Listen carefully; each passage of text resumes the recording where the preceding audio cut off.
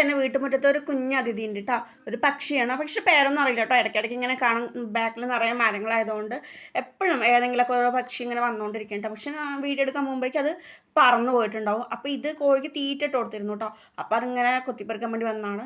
അപ്പോൾ അതൊക്കെ കഴിഞ്ഞപ്പോൾ ഇങ്ങനെ വെറുതെ അങ്ങോട്ടും ഇങ്ങോട്ടും നടക്കട്ടെ. അപ്പോൾ ഞാൻ ജസ്റ്റ് വീഡിയോ എടുത്തുന്നുള്ളൂ. ഈ പക്ഷിയുടെ പേരറിഞ്ഞവരൊന്ന് കമൻറ്റ് ചെയ്യണേ. പിന്നെ ഇന്നത്തെ എൻ്റെ സ്പെഷ്യൽ പറയുന്നത് കരിമീനാണ് കേട്ടോ. കരിമീൻ ഫ്രൈ എനിക്ക് ഭയങ്കര ഇഷ്ടമാണ്. അപ്പോൾ കിട്ടിയപ്പോൾ അത് ഒന്ന് ജസ്റ്റ് ഫ്രൈ ചെയ്യാമെന്ന് വിചാരിച്ചിട്ടുണ്ടായിരുന്നു. അപ്പോൾ അതിനുള്ള തയ്യാറെടുപ്പായിരുന്നു കേട്ടോ. കരിമീനൊക്കെ കഴുകി വൃത്തിയാക്കി വെച്ചിട്ടുണ്ട്. നമ്മൾ നാടൻ മസാല രീതിയിലാണ് കേട്ടോ ഫ്രൈ ചെയ്യണത്. അപ്പോൾ അതുകൊണ്ട് തന്നെ അതാ ഒരു പാത്രത്തിൻ്റെ അതിലോട്ട് കുറച്ച് എണ്ണ ഒഴിച്ച് കൊടുത്ത ശേഷം കുറച്ച് മുളക് പൊടി, ഇത് എരിവുള്ളതാണ് കേട്ടോ. അതുകൊണ്ട് ഞാൻ കുറച്ച് മുളക് പൊടി എടുത്തിട്ടുള്ളൂ. പിന്നെ മല്ലിപ്പൊടി, 1/2 ടീസ്പൂൺ കുരുമുളക് പൊടി, പിന്നെ കുറച്ച് മഞ്ഞൾപ്പൊടി അല്ലേ, അതുപോലെ എല്ലാം കൂടി നന്നായിട്ട് മിക്സ് ചെയ്തിട്ടുണ്ട് കേട്ടോ. കൈ കൊണ്ട് തന്നെയാണ് മിക്സ് ചെയ്തിട്ടുണ്ടായിരുന്നത്. അപ്പോൾ ഇത് നല്ല എണ്ണ ഒഴിച്ചുകൊണ്ടാണ് കേട്ടോ നല്ല കളർഫുള്ളായിരിക്കുന്നത് കേട്ടോ. പിന്നെ നമ്മുടെ മീനൊക്കെ അതിലിട്ട് നന്നായി അങ്ങോട്ടും ഇങ്ങോട്ടും തിരിച്ചും മറിച്ചൊക്കെ ഇട്ട് നന്നായി തിരുമ്മി വെച്ചിട്ടുണ്ടായിരുന്നു കേട്ടോ. വേറെ പീസ് ഇട്ടിരുന്നു. അപ്പോൾ രണ്ടും കൂടി അങ്ങനെ തിരുമ്മി വെച്ചിട്ടുണ്ടായിരുന്നു. പക്ഷെ ഒരു കാര്യം ചെയ്യാൻ മറന്നിട്ട് ഞാൻ ഉപ്പിടാൻ മറന്നുപോയി. ഇപ്പോഴൊന്നും എനിക്ക് ഓർമ്മയുണ്ടായിരുന്നില്ല കേട്ടോ. നന്നായി തിരുമ്മി വൃത്തിയാക്കിയിട്ട് വെച്ച ശേഷം എനിക്ക് ഉപ്പിട്ടില്ലല്ലോ എന്നുള്ളൊരു ഓർമ്മ വന്നിട്ടുണ്ടായിരുന്നു കേട്ടോ. പിന്നെ ഉപ്പിട്ടിട്ട് ആദ്യം ഒന്നുകൂടെ മിക്സ് ചെയ്യേണ്ട അവസ്ഥയായിരുന്നു കേട്ടോ. എന്നാലും സാരമില്ല, ഇപ്പോഴെങ്കിലും ഓർത്തല്ലോ.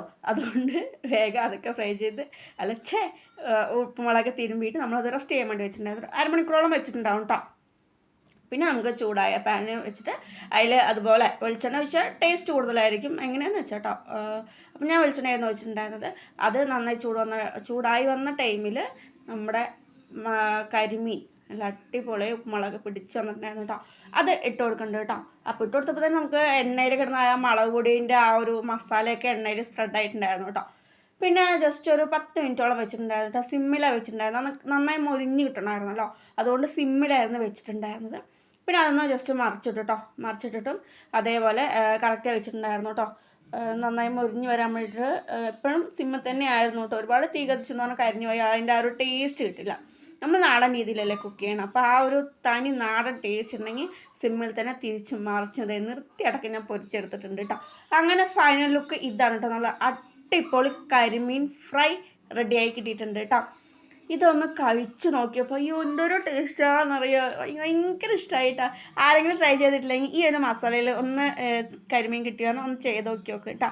അതിൻ്റെ കൂടെ ചെറിയ ഉള്ളി ഇട്ടിരിക്കണത് ജസ്റ്റ് ഡെക്കറേഷന് വേണ്ടി മാത്രമല്ല കേട്ടോ.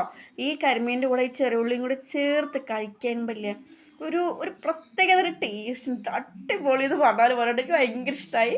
അപ്പോൾ നല്ല അടിപൊളി കരിമീൻ ഫ്രൈയും ചെറിയ ഉള്ളിയും കൂട്ടിയിട്ട് കഴിച്ചു കേട്ടോ. നിങ്ങൾ ട്രൈ ചെയ്തില്ലെങ്കിൽ ഒന്ന് നോക്ക്, സൂപ്പറാ.